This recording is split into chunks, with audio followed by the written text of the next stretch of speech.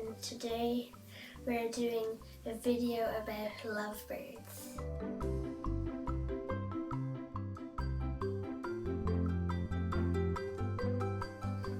And I thought that it's a great opportunity to do a lovebird video because it's Valentine's Day soon, and also it's been a while since I've done a creature feature video. So today I'm going to share some lovebird facts with you.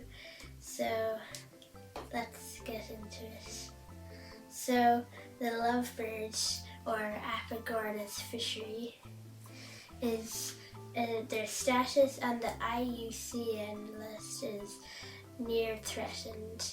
So their population is decreasing in the wild.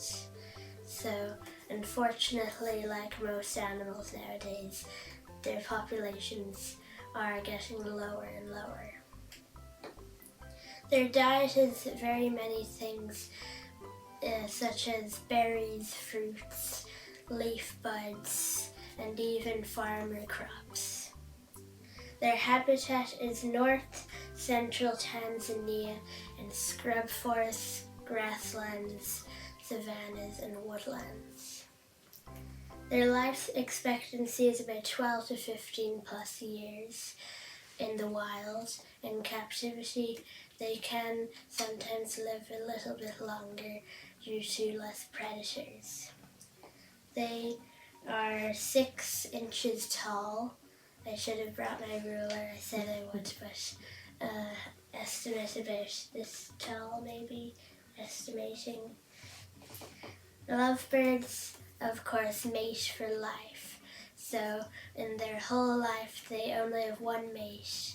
And even if this one mate dies, they will show signs of depression or sadness.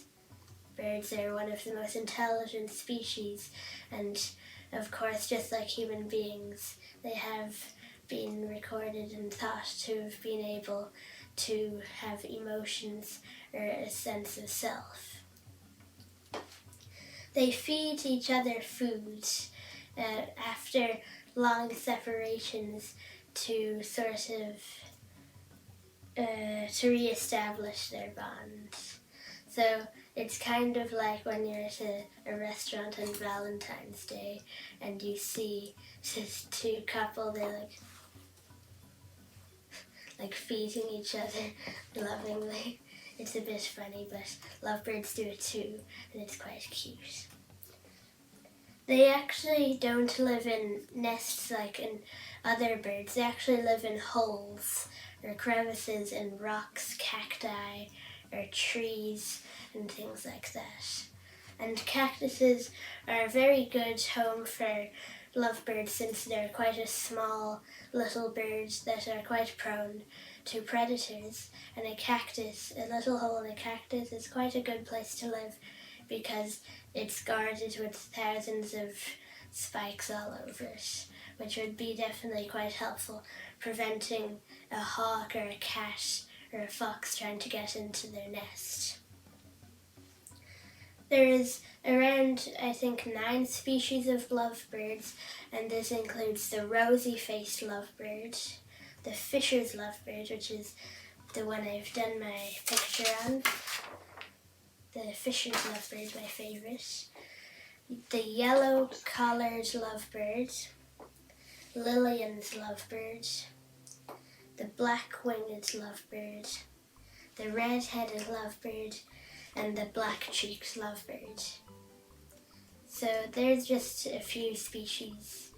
And lovebirds are quite popular pets. Specifically, Fisher's lovebirds and rosy-faced lovebirds are very popular as pet birds. And it's no surprise because they're very cute.